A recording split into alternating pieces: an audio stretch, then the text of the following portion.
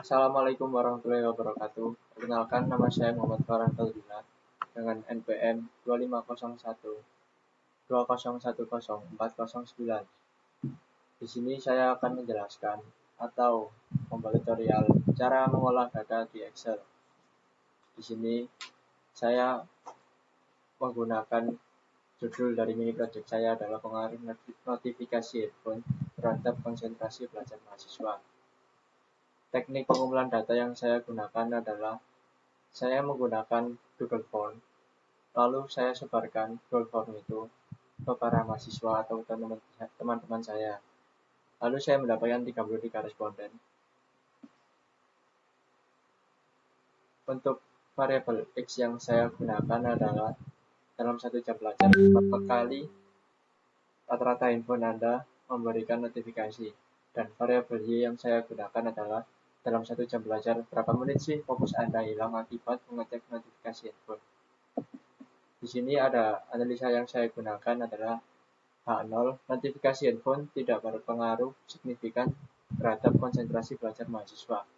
Dan di H1, notifikasi handphone berpengaruh signifikan terhadap konsentrasi belajar mahasiswa. Di sini ada pula level signifikan yang saya gunakan. Level signifikan yang saya gunakan di sini adalah 0,05. Tapi ada pula level signifikan yang lain. Tapi ini saya menggunakan 0,05 karena ini dianggap paling tepat untuk menguji pengaruh notifikasi handphone terhadap konsentrasi belajar mahasiswa secara statistik. Kita langsung masuk ke Excel-nya saja. Langkah awal yang kalian harus siapkan adalah kalian harus mendapatkan minimal 30 responden. Ini saya sudah siapkan. Kalian langsung mencet saja data analisis. Oh iya, jika kalian belum ada menu data analisis, kalian bisa menjadi option, lalu ke add-ins. Kalian bisa pencet analisis toolbar ini, lalu kalian klik OK. Lalu akan secara otomatis akan keluar data analisisnya. Kalian lihat data analisis dulu, langsung cari saja regression atau regresi ini.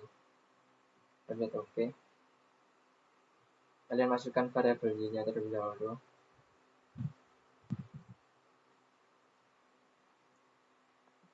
Dan masukkan variabel X.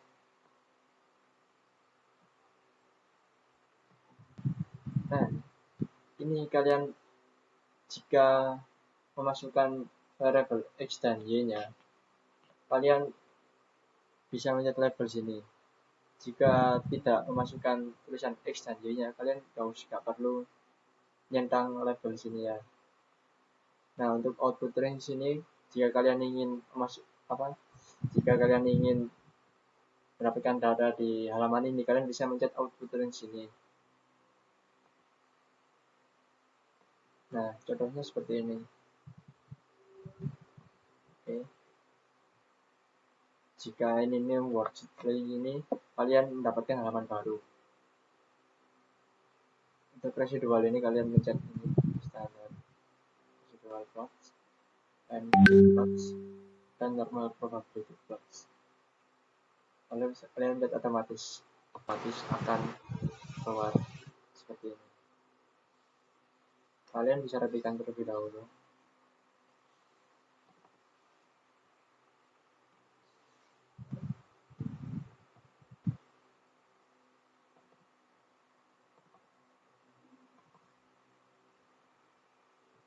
Sini ada chartnya atau grafik.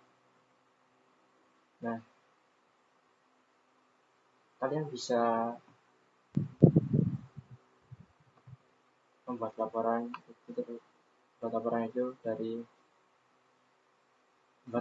di Word dari Excel tadi.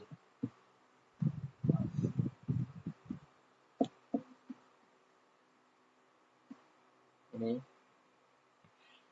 sama seperti tadi kan, saya masukkan di Word.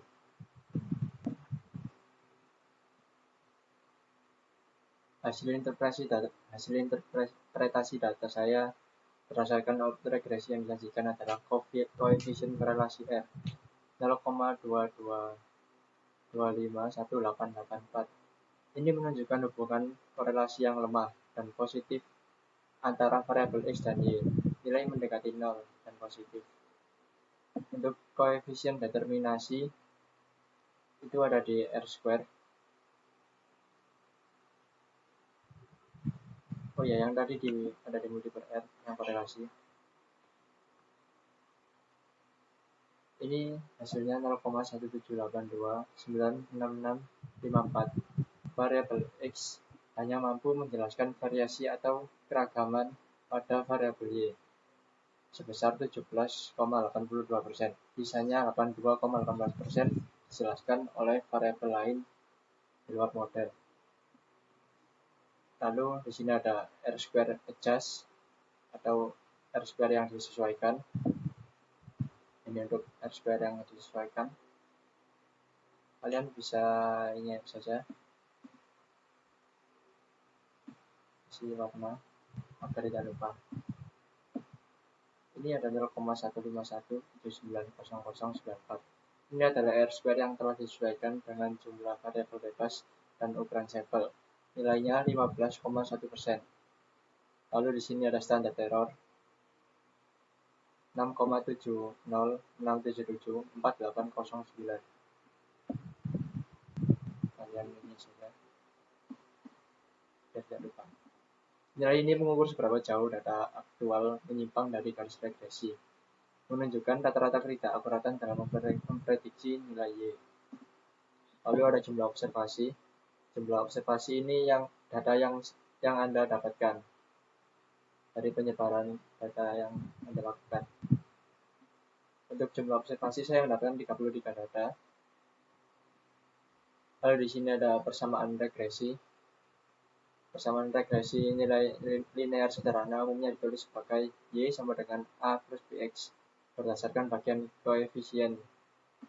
Lalu di sini ada koefisien, ada intercept atau konstanta, nilainya 5,27237729 dengan lambang A. Jika variabel X bernilai 0, maka rata-rata variabel Y adalah 5,3272. Dan selanjutnya ada koefisien regresi, nilainya adalah 0,7306700517 dengan lambang P. Setiap kenaikan 1 unit variabel X akan meningkatkan rata-rata variabel Y sebesar 0,7306 unit karena nilainya positif. Ada pula persamaan regresinya adalah 5Y sama dengan 5,3272 plus 0,7306X. Oh iya, untuk nilainya ini kalian bisa dapat di Excel tadi.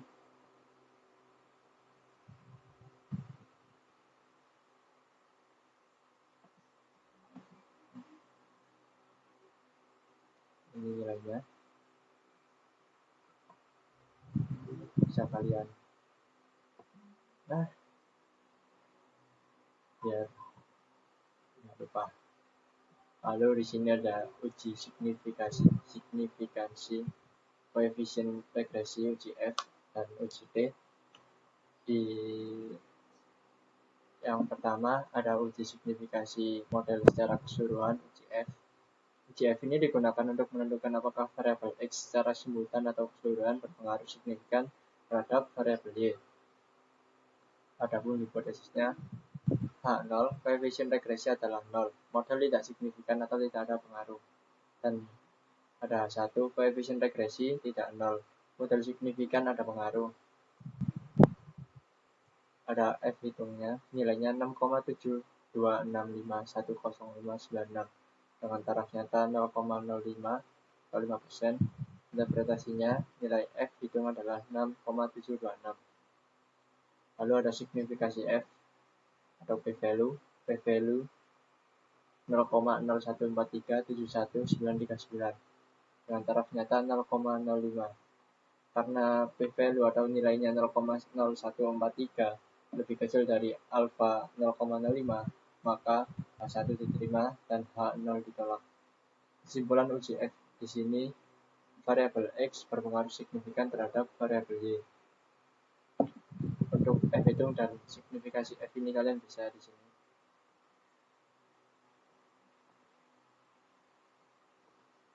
Nah, itu tadi. Lalu ada uji koefisiensi individual uji T. Uji T ini digunakan untuk menentukan apakah setiap variabel bebas secara individual berpengaruh signifikan terhadap variabel terikat. Nah, yang pertama ada di tabel. Kita menggunakan nilai df untuk menghitung di tabel. Di tabel itu sama dengan alfa per 2 dibagi df-nya itu n-k. Nah, ini. Lalu hasilnya akan 0,00806. Ini dengan T hitungnya 2,593551734 dan T tabelnya 0,000806. Selanjutnya ada kesimpulan di sini, koefisien regresi variabel X signifikan secara statistik berpengaruh terhadap Y. Ada pula kesimpulan akhir di sini. Berdasarkan hasil analisis data, dapat disimpulkan bahwa intensitas notifikasi handphone berpengaruh positif dan signifikan terhadap kehilangan fokus belajar mahasiswa.